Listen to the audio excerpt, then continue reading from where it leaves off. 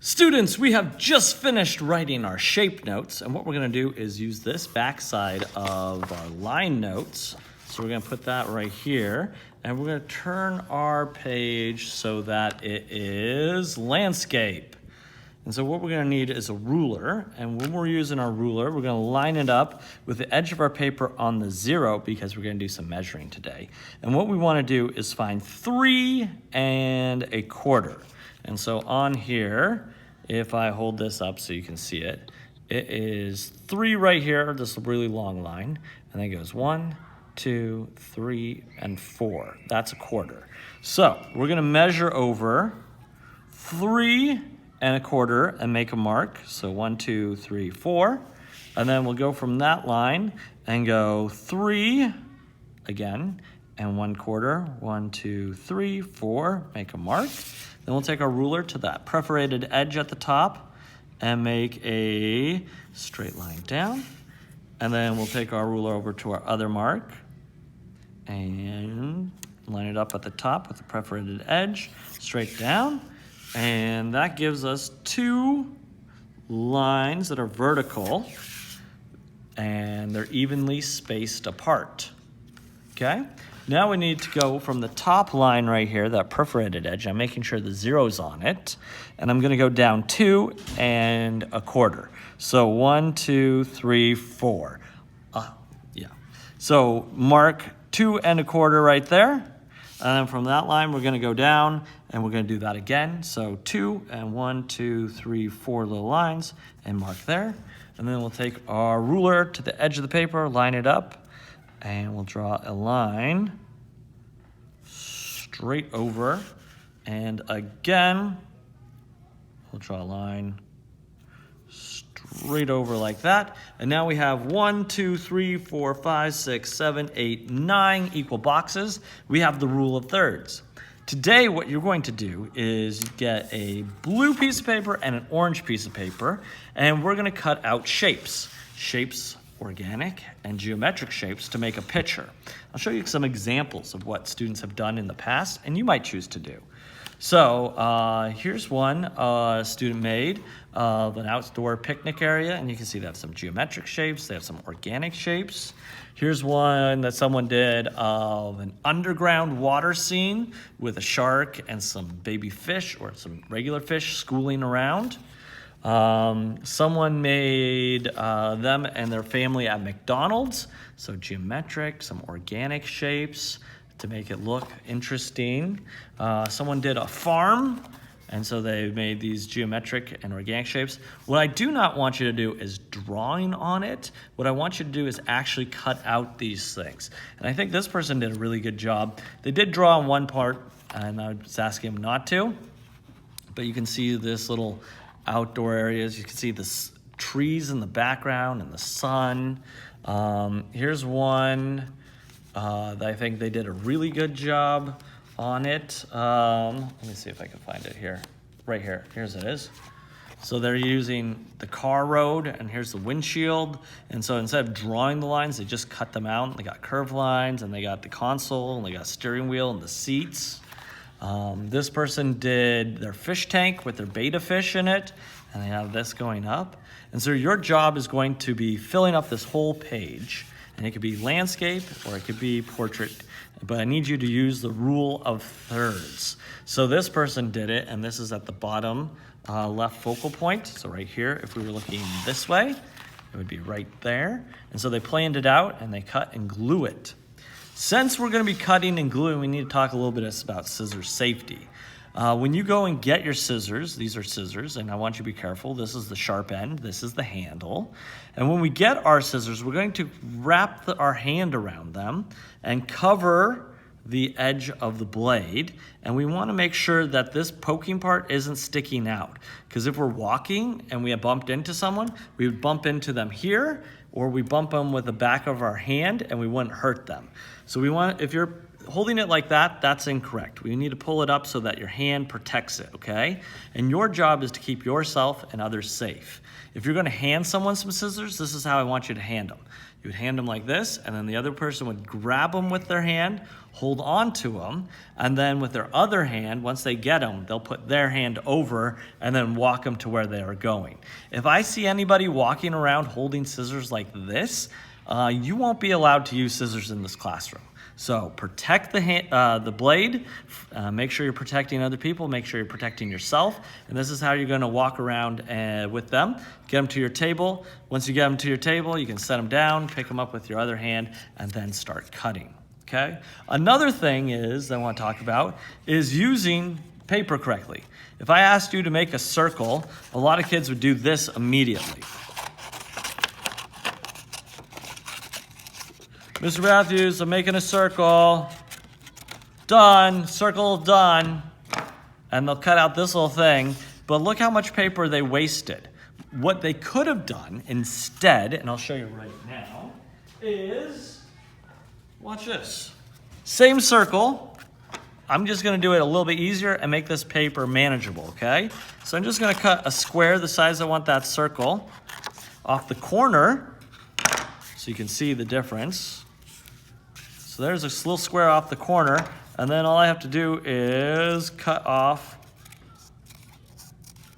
the edges here to make it the size of the circle I want to make, like so. And so I have a circle, but someone else could pick up this piece of paper and be like, oh, I can cut off, I need a triangle, and I need about this size, and it's gonna be like this, and this, and more people are gonna be more likely to pick up this piece of paper than this one. Both pieces of paper are still good. So when we are cutting them, we wanna make sure we're using a little waste as possible, making as much reusable as possible for the next person or for ourselves in the future, okay? So what you're gonna do is plan out your idea of a scene that you would like for this. And so mine might be, let's say I want to make a horse, okay? And so I can start planning out what I want my horse to look like. This is where the head's gonna be. And so I might take some orange pieces of paper. I'm gonna make my horse sort of geometric. And so I'm gonna use some geometric shapes here. And then I might use some organic shapes. I should use my circle here for the top of the head. And then I need some triangles for the ears. So look at, I'm still using this piece of paper. I'm just gonna cut off. There's a triangle, there's an ear. And then I can cut off another triangle right here for the other ear. And I'm not gluing them down yet, because I don't know if this is where I want it to be or if I need to cut any of these. So I'm just going to see what it looks like before I glue anything down. And it's coming along. Oh, that's not bad, horse. I feel like I want to switch this up, make this the horse head, but they have sort of a flat nose, so it's a little bit of playing around and figuring it out, and I'm layering things, but I'm just using geometric and organic shapes to make this come along. And I might need to think about background, so I might glue down some paper. Okay, that's all right, but that nose is a little bit too big, so I'm gonna make it smaller. So here's the nose now of the horse, and I can use this rectangle for the neck, have that neck come down. And I'm just playing around before I glue anything down. Okay, that's looking pretty decent. Maybe I want to have a body for that horse. And like, this doesn't look super geometric, so I just need to cut it a little bit more. So it has that geometric thing. There's the horse's body. I need some legs, right? So here's another rectangle, another rectangle, another rectangle, another rectangle. So I got some horse's legs now. It's walking. Maybe I want to make a bent leg, because horses have knees and they bend. So like maybe like that. they got tail right. I can make that more organic. So I'm just using orange right now so I can make, so here's more of an organic shape. Remember organic shapes are hard to measure. So here's a horse that's sort of prancing. Oh, I might need a kneecap in there. So I might take a small triangle, put it in here like so. Maybe I need hooves. And you see how this horse is starting to come alive? I could put trees in the background. So maybe I want to make a tree. So I might use a stump like so. And then I might cut out, and maybe it's the shadows of this tree. And so maybe I'll cut out this and make some triangles like so.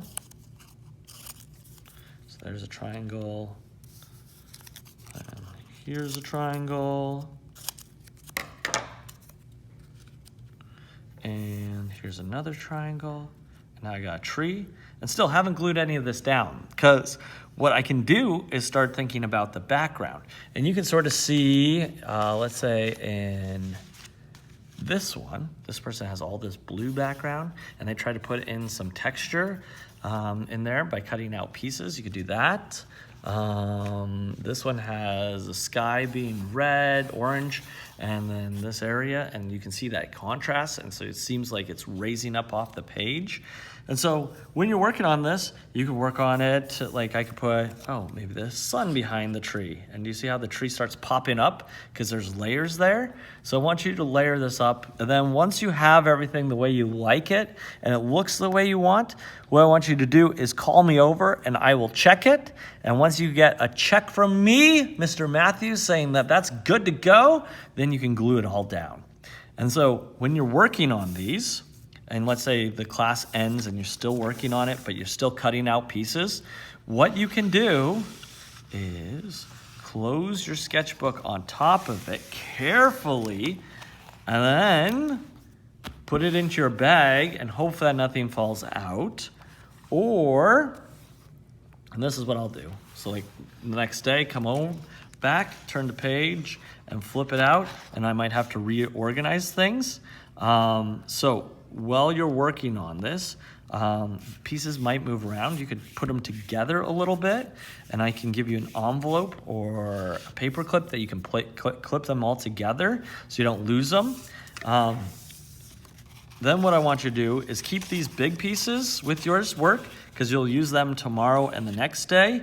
Any of these small pieces that you don't think you can use, like I think you can use these pieces again, so I might put those back in and this back in as well. Look at, these are little pieces that you may use again. Put that in there. But then these little pieces that you can't, what I want you to do is collect them all, so none's on the floor, none's on your table, put them in your hand and put them in the recycling bin. And then when you're done with your scissors, put them in your hand like this and walk them back to the scissor thing and put them in there correctly so that all the points are pointing down. I'll show you right now, just so you can see. All the points are pointing down. And if we have any like this that are going the wrong way, we can turn them around, because we want all the points to go in the same direction so that no one gets stabbed when they go in to get these scissors, okay? They all have to be closed too. All right, so I hope that's understandable. We're gonna be working on this, making these scenes with some blue and orange paper and cutting and gluing.